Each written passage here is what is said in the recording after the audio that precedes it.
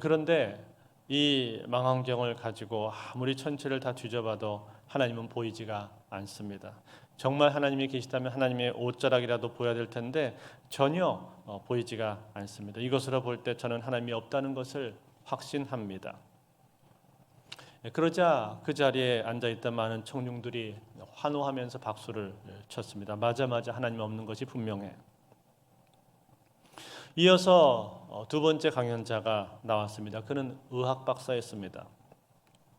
그는 이렇게 주장을 했습니다. 나는 평생 의학을 연구하며 살았습니다. 그런데 기독교인들은 사람에게 영혼이 있다고 주장을 합니다. 나는 도무지 그것을 이해할 수가 없습니다. 왜냐하면 그동안 나는 수없이 많은 사람들을 수술했고 시신을 부검한 것도 한두 번이 아니었습니다. 그렇지만 단 한 번도 영혼을 본 적이 없습니다. 도대체 영혼이 어디 있다는 것입니까? 살 속에 있습니까? 뼈 속에 있습니까? 아니면 피 속에 있습니까? 영혼은 없습니다. 그러자 수많은 청중들이 환호하면서 고개를 끄덕였습니다. 역시 그렇군. 기독교인들이나 성경은 모두 다 거짓이야. 도대체 영혼이 어디 있단 말인가? 강연이 다 마치고 나자 사회자가 청중들을 향해서 질문을 하라고 했습니다. 아무도 질문하는 사람이 없자 사회자는 그러면 이것으로 하나님은 없다는 것이 증명되었으므로 회의를 마치겠습니다. 라고 말을 하는 바로 그 순간이었습니다. 맨 앞줄에 앉아있던 할머니가 손을 번쩍 들었습니다. 제가 할 말이 있습니다. 할머니는 연단 위로 올라갔습니다. 그리고 천문학 박사에게 질문을 던졌습니다. 박사님이 갖고 계신 망원경은 아주 고성능이라고 했죠. 예, 맞습니다. 무엇이든지 잘 보이나요? 네, 그렇습니다. 그렇다면 바람도 보입니까? 순간 대답을 못하고 망설인 천문학자는 말했습니다. 바람은 보이지 않습니다. 그렇다면 바람은 없는 것인가요? 아니요, 바람은 있죠. 아니, 바람이 어떻게 있습니까? 보이지도 않는데. 그렇다면 하나님이 보이지 않는다고 해서 하나님이 없다고 말하는 것은 과연 옳은 것입니까? 또 바람조차도 볼 수 없는 망원경을 가지고 하나님을 볼 수 있다고 하는 게 도대체 말이 됩니까? 이 천문학자는 할머니의 말에 아무런 대답을 할 수가 없었습니다. 이어서 할머니는 의학 박사에게 질문을 던졌습니다. 박사님에게는 아내가 있습니까? 예. 아이들도 있습니까? 네. 그렇다면 박사님은 아내와 자녀들을 사랑하십니까? 예, 저는 제 아내와 자녀들을 매우 사랑하고 있습니다. 그래요. 그렇다면 한번 칼을 가져와 보십시오. 내가 박사님을 해부해서 아내와 자식을 사랑하는 그 사랑이 과연 어디에 들어있는지를 한번 확인해 보고 싶습니다. 도대체 그 사랑이 어디에 있습니까? 살 속에 있습니까? 뼈 속에 있습니까? 아니면 피 속에 들어있습니까? 도대체 박사님이 말하는 그 사랑은 어디에 들어있습니까? 이 박사는 아무 말도 할 수가 없었습니다. 결국 하나님이 없다는 것을 증명하기 위해 모였던 이 회의는 이 할머니의 급소를 찌르는 질문으로 인해서 하나님이 살아계시다는 것이 증명하는 회의가 되어 버렸습니다.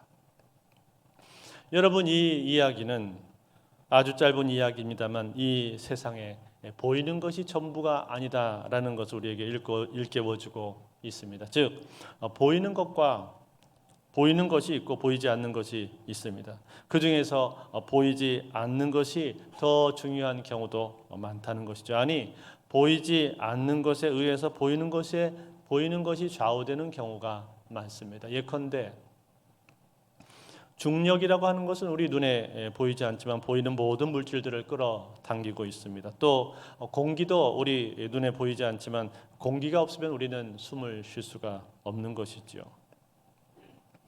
영국의 경제학자 아담 스미스가 보이지 않는 손이라는 말을 했는데 실상 70억 인구의 돈은 보이지 않는 시장 그리고 0.1%의 사람들에 의해서 움직인다고 합니다. 이처럼 보이는 것은 보이지 않는 것에 의해서 좌우되는 경우가 많다는 것입니다. 오늘 우리가 읽은 이 본문에도 보이지 않는 것이 보이는 것보다 더 중요하다라는 사실을 잘 나타내주고 있습니다. 오늘 본문의 내용은 무엇입니까? 이스라엘 백성들이 출애굽을 해서 르비딤에 도착했을 때였습니다. 그때 아말렉 족속들이 이스라엘을 공격하기 시작했습니다. 아말렉은 하나님께서 대대로 원수처럼 여기라고 말씀하신 족속이었습니다. 이 아말렉과 전쟁을 하게 되었는데 그때 모세는 어떻게 합니까? 모세는 직접 전쟁에 나가지를 않습니다. 그러면서 뭐라고 말을 할까요? 9절에 보니까 이렇게 말했습니다. 모세가 여호수아에게 이르되 우리를 위하여 사람들 택하여 나가서 아말렉과 싸우라. 내일 내가 하나님의 지팡이를 손에 잡고 산꼭대기에 서리라. 하나님의 지팡이를 손에 잡고 산꼭대기에 서겠다. 그렇게 말을 했습니다. 그리고 거기서 무엇을 합니까?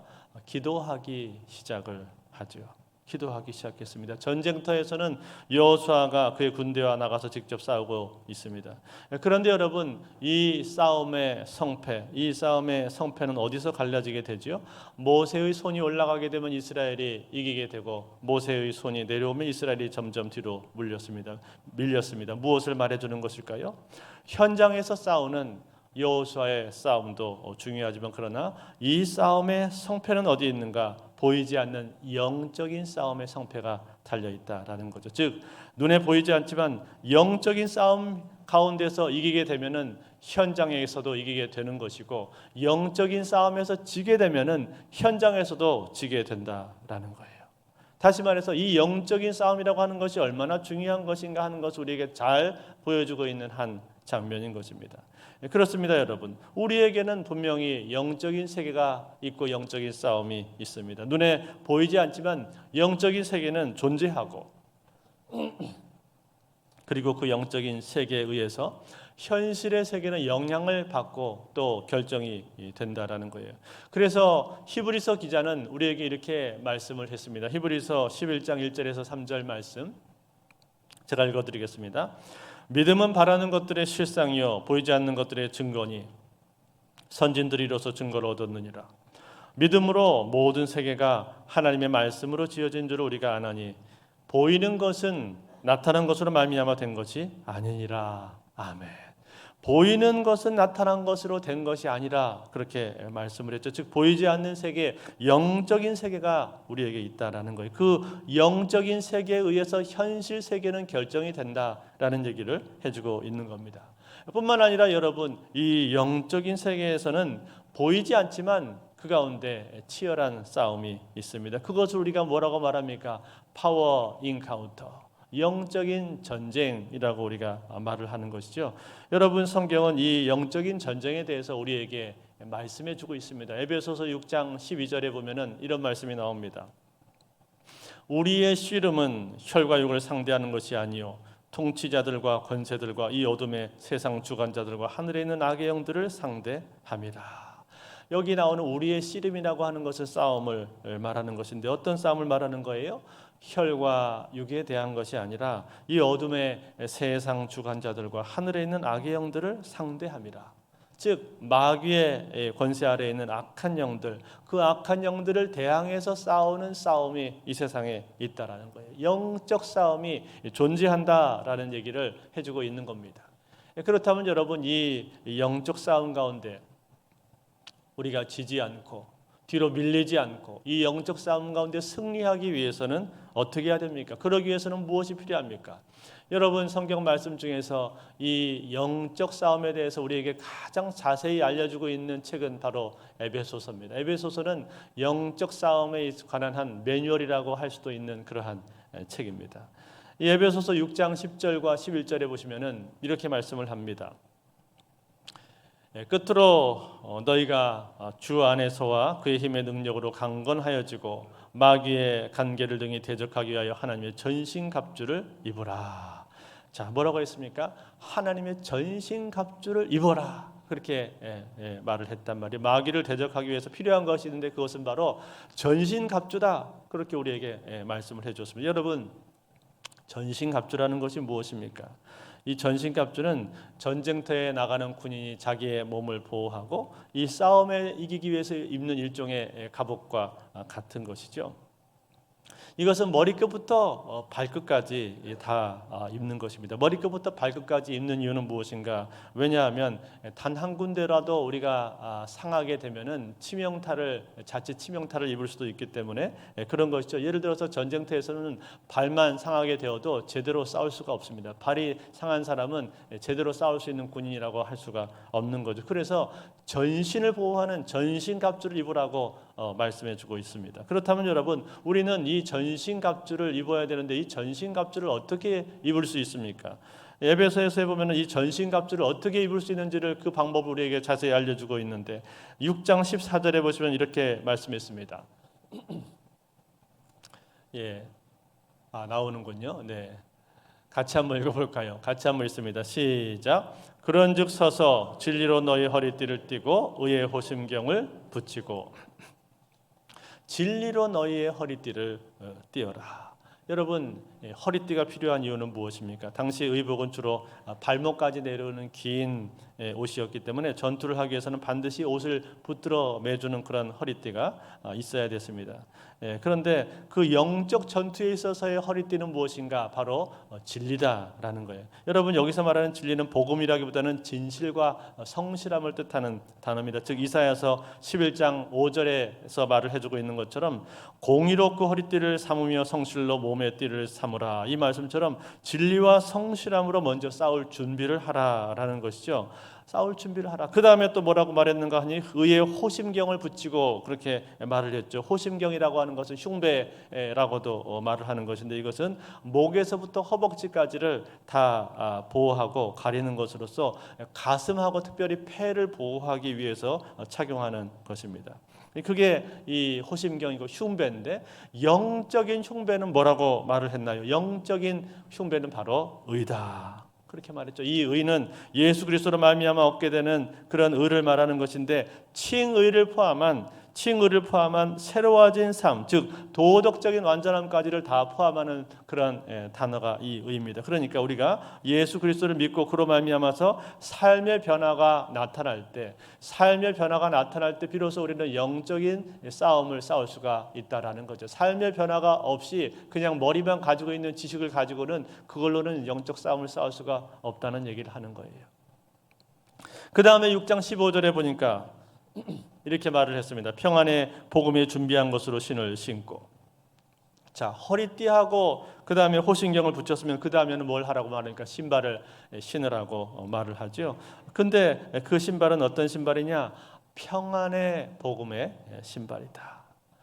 평안의 복음이라는 것은 예수 그리스도로 말미암아서 얻게 된 화평한 삶을 말하는 것입니다. 즉 수직적으로는 하나님과의 관계에 있어서 화평을 누리고 수평적으로는 내 옆에 있는 다른 사람 이웃들과의 화평을 이루라라는 얘기를 하고 있는 거죠. 이 평안의 신발을 신어야만 한다. 그래야만 멀리 갈 수 있다라고 얘기를 해주고 있는 거예요. 과거에 알렉산더 대왕이라든지 줄리어스 시저 같은 사람이 전쟁에서 많은 승리를 거두었는데 그 비결이 무엇이었는가 하니 험준한 지역에서 짧은 시간에 장거리를 빠른 속도로 보행할 수 있는 좋은 신발이 있었기 때문이라고 말을 합니다. 그런데 여러분, 이 영적 전투에 있어서의 신발은 무엇인가? 영적 전투에 있어서의 신발은 평안의 복음이라고 말을 해주고 있는 거예요. 그런 거로 여러분, 우리가 공동체 안에서 이 영적 싸움에 대해서 공동체 안에 있는 영적 싸움을 오랫동안 잘 싸우고 효과적으로 싸우기 위해서 꼭 필요한 것이 무엇이라는 거예요? 바로 평안한 화평한 삶이라고 말을 해주는 거예요. 화평한 삶. 서로와 화평한 삶을 말해주는 거예요. 마귀하고는 우리가 대항해서 싸워야 되겠지만 그러나 서로 싸우면 안 된다라는 것입니다. 서로는 싸우지 말고 화평한 삶을 살아야 된다라는 거예요. 그래야 오랫동안 이 영적인 싸움을 장기전에서 우리가 승리할 수 있다라고 말씀해 주고 있는 거예요. 때문에 여러분, 관계가 깨져 있는 사람, 불편한 사람이 있습니까? 그러면 그 사람하고 우리가 화해해야 되는 이유가 거기에 있는 거예요. 화해할 때는 여러분, 제가 누차 말씀을 드리는 것처럼 그 상대방의 이야기를 잘 듣고 잘 경청하고 공감하는 것이 필요합니다. 온유한 마음이 필요합니다. 내 입장, 내 것을 주장하려고 하기보다는 상대방의 입장을 잘 들으려고 하는 그런 온유한 마음이 있을 때 우리가 화평할 수가 있는 거죠. 그럴 때 비로소 마귀에게 우리는 틈을 내주지 않고 영적인 싸움을 효과적으로 오랫동안 장기전을 싸워서 이길 수가 있다는 거예요. 사랑하는 성도 여러분, 우리의 씨름은 혈과 육에 대한 것이 아니라고 말씀했습니다. 영적인 싸움이라고, 영적인 세계에서 이루어지는 영적인 싸움이라고 오늘 성경은 말씀해 주고 있습니다. 이 영적인 싸움을 이기기 위해서는 먼저 진리의 허리띠를 띠고 의의 흉배를 붙이고 평안의 복음의 신발을 신으라고 우리에게 말씀해 주고 있습니다. 그러므로 여러분, 먼저 싸움을 싸우기 전에 이것을 준비하시기를 바랍니다. 진리를 준비하시고 의를 준비하시고 화평한 삶을 준비하시기를 바랍니다. 그러면 여러분, 우리는 영적인 싸움을 싸울 수 있는 준비가 된 거예요. 자, 그러면 그렇게 준비가 되었으면 이제 본격적으로 싸움을 싸워야 되는데 어떻게 싸울 수 있을 것인가? 본격적인 싸움을 싸우기에 필요한 것들이 그 다음부터 나옵니다. 에베소서 6장 16절인데 우리 한번 같이 읽겠습니다. 16절 시작.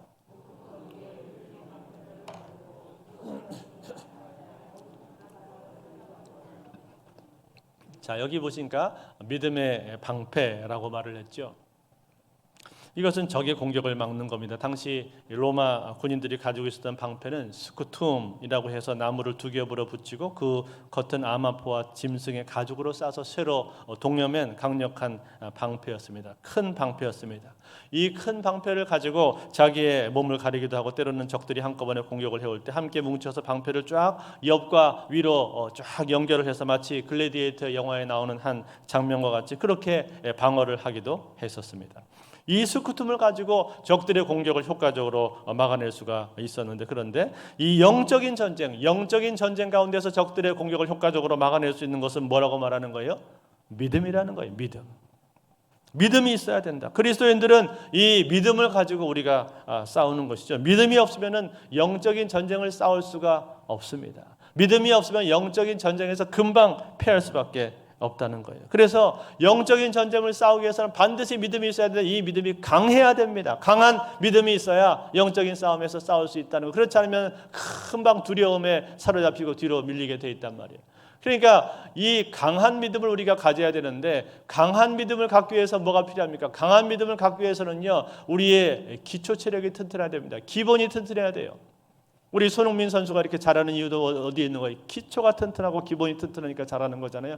그 아버지가 그렇게 훈련시켰다고 하지 않습니까? 강한 믿음을 갖기 위해서는 우리의 기초가 튼튼해야 돼요. 그래서 제일 먼저 우리의 예배 생활이 튼튼해야 될 것이고, 그 다음에 날마다 말씀과 기도, 이 기초에 튼튼해야 됩니다. 이 기본 체력이 튼튼해 있어야 강한 믿음을 가질 수가 있단 말이에요. 그리고 내가 영적인 훈련을 받을 수 있을 그때 열심히 훈련을 받으십시오. 그러면 내 믿음이 강해지고 성장하게 될 것입니다. 이번 주일날 우리가 또 카페에서 1시에 소마의 은혜, 영적인 이 은혜 받은 것을 나누는 시간인데, 여러분 그 자리에도 오십시오. 그런 자리에 오셔서 다른 사람에게는 하나님께서 어떻게 영적으로 은혜를 주시고 도전을 주셨는가를 보면서 같이 그런 시간을 통해서 또 성장하실 수 있기를 바랍니다. 그 다음에 무엇이 필요한가? 그 다음에 17절에 보면 중요한 말씀을 하고 있는데 17절에 이렇게 말씀합니다. 구원의 투구와 성령의 검 곧 하나님의 말씀을 가지라. 여러분, 투구는 뭐예요? 투구는 머리를 보호하는 거잖아요. 머리는 우리 몸 중에서 제일 중요한 것 아닙니까? 그런데 영적인 머리를 보호하기 위해서는 뭐가 필요하다는 거예요? 구원의 투구가 필요하다. 즉 하나님께서 나를 어떻게 건지셔서 어떻게 자녀 삼으셨는가, 어떻게 구원하셨는가, 여기에 대한 분명한 확신을 가지고 있어야 된다는 거예요. 구원의 확신을 가지고 있어야 된다. 그게 영적인 머리를 보호하는 투구다. 그리고 마지막으로 성령의 검 곧 하나님의 말씀을 가지라. 여러분, 여기 나오는 이 전승갑주 중에서요, 유일하게 상대방을 공격할 수 있는 무기가 하나 나오고 있는 거예요. 유일하게 상대방을 공격할 수 있는 무기가 뭡니까? 그건 바로 검이죠. 검. 로마 군인들에게 있어서 그들에게 지급되었던 이 검은요, 아주 날카롭고 강력한 칼이었다고 합니다. 그런데 여러분, 이 칼, 영적인 칼이 뭐라고 말하는 거예요? 바로 성령의 검, 하나님의 말씀이라고 말을 하고 있는 거예요. 즉 하나님의 말씀만이 우리의 유일한 무기라는 말씀을 하고 있는 거죠. 성령에 의해서 우리에게 주어지는 하나님의 말씀, 이것으로 우리는 싸울 수 있다는 거예요. 이 무기를 가지고 상대방을 물리칠 수가 있다는 거예요. 이 무기를 가지고 상대방을 찌를 수가 있고, 이 무기를 가지고 상대방을 벨 수가 있다는 거예요. 그래서 예수님께서 광야에서 사단으로부터 시험을 받을 때 3번의 시험을 받았는데 그때 예수님이 다 무엇으로 이겼습니까? 다 하나님의 말씀으로 이겼죠. 구약 성경에 나와 있는 하나님의 말씀을 가지고 와서 그 마귀가 유혹하고 자기를 공격할 때 그 말씀을 가지고 강력하게 대적하지 않았습니까? 그 말씀이 우리의 검이라는 거예요. 우리의 무기라는 거예요. 그 말씀이 있을 때 우리는 사탄을 찌를 수가 있다는 것입니다. 그러므로 사랑하는 성도 여러분, 사탄을 찔러서 이기기를 원하십니까? 그러면 하나님의 말씀을 붙드십시오. 하나님의 말씀으로 무장하십시오. 그 말씀이 내 마음판에 새겨지게 하시고 내 마음속에 하나님 말씀이 계속해서 들어있게 만드십시오. 그러면 사탄의 공격을 능히 이길 수가 있는 거예요. 사탄의 목을 벨 수가 있는 거예요. 우리 요새 어와나 아이들이 대회 나가려고 열심히 암송을 하고 있는데 제가 보면서 얼마나 감사한지 모릅니다. 얼마나 잘 외우는지 몰라요, 하나님의 말씀을. 근데 여러분, 그것은요 우리 아이들에게만 필요한 게 아니라 우리 장년들 어른들에게도 필요한 거예요. 하나님의 말씀이 내 마음 가운데 새겨지고 내 마음에 기억나고 위기의 순간 속에 하나님 말씀이 떠올라야 됩니다. 위기를 당했는데 그 가운데 떠오르는 말씀이 하나도 없다? 문제가 있는 거예요. 내가 어려움을 겪고 지금 시험을 당하고 있는데 내 마음속에서 떠오르는 말씀이 있어야 됩니다.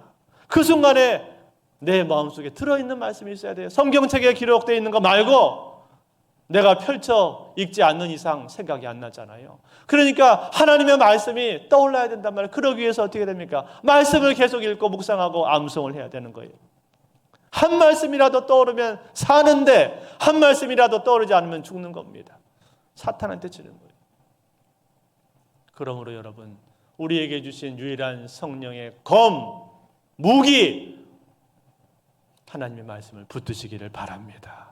말씀이 내 마음 가운데 늘 들어있는가 생각하시면서 말씀이 내 마음에 떠나지 않도록 그렇게 하실 수 있기를 바랍니다. 사랑하는 성도 여러분, 오늘 이 에베소서 말씀 우리가 영적 싸움을 어떻게 싸울 수 있을 것인가에 대해서 구체적으로 가이드를 해주고 있습니다. 이 싸움을 싸우기 위해서 무엇보다 필요한 것이 무엇이라고 했습니까? 전신갑주라고 말을 했죠. 그러므로 이 우리에게 있는 영적 싸움에 이기기 위해서 여러분들 전신갑주를 취하십시오. 전신갑주를 입으십시오. 구원의 투구를 쓰고 의의 흉배 호신경을 붙이고 평안의 복음으로 신발을 신고 믿음의 방패를 들고 그리고 무엇보다 성령의 검으로 상대를 찌르시기를 바랍니다. 그러면 반드시 영적인 싸움에서 승리하게 될 줄로 믿습니다. 오늘 이 아말렉과의 전투에서 모세는 지금 성령의 전신갑주를 입고 싸우는 것이나 마찬가지입니다. 그 싸움은 눈에 보이지 않지만 모세는 지금 전심전력을 다해서 싸우는 것이고, 그리고 뿐만 아니라 모세 곁에 있었던 아론과 훌 두 사람은 그 싸움을 옆에서 힘껏 돕고 있는 것이고, 무엇보다 이 싸움의 주인 되시는 하나님께서는 처음부터 끝까지 이 싸움을 주관하시고 이 싸움을 승리로 이끌고 계십니다. 그러므로 이 싸움이 다 끝나게 되었을 때 모세는 이 싸움을 마치고 나서 제단을 쌓으면서 뭐라고 말했습니까? 여호와 니시다. 하나님께서 승리하셨다. 여호와는 나의 깃발이다. 이 말씀으로 하나님의 승리를 그는 기념했던 것입니다. 사랑하는 성도 여러분, 그렇습니다. 하나님은요, 우리의 삶 가운데 우리의 영적인 싸움을 승리로 이끌어 주시는 분이십니다. 이 영적인 싸움은요, 사실은 우리 주 예수 그리스도께서 이미 승리하신 싸움이에요. 왜요? 왜냐하면 예수님께서 십자가에 달려 돌아가실 때 그 십자가상의 죽음과 부활로 말미암아서 이미 우리에게 승리를 보장하셨거든요. 그러니까 여러분, 우리의 싸움은 우리가 막상막하로 이기고 지고 그런 싸움이 아니라 예수님께서 이미 우리에게 승리를 약속하시고 보장하셨기 때문에 승리하신 싸움을 싸우는 겁니다. 그러니 우리는 이 싸움 가운데 위축될 필요가 없고 담대하게 싸울 수 있을 줄로 믿습니다. 담대한 믿음을 가지고 우리가 싸울 수 있는 이유는 이 싸움의 궁극적인 승리는 보장이 되어 있기 때문에 그런 거예요. 하나님께서 이미 승리하셨기 때문에 우리는 하나님이 이루어 놓으신 싸움을 싸우는데, 그 이루어 놓으신 싸움을 어떻게 싸우는가? 성령의 전신갑주를 입으라. 성령의 전신갑주를 입고 싸우면 우리 하나님이 승리해 놓으신 그 싸움을 우리는 넉넉하게 그리스도 예수의 이름을 붙들고 승리하게 될 줄로 믿습니다. 그래서 올 한 해 우리 모두가, 우리 송탄제일교회는 올 한 해를 통해서 여호와 니시, 하나님이 승리하셨습니다. 이 고백이 우리 모든 성도의 고백이 다 되실 수 있기를 우리 주 예수 그리스도의 이름으로 축원드립니다.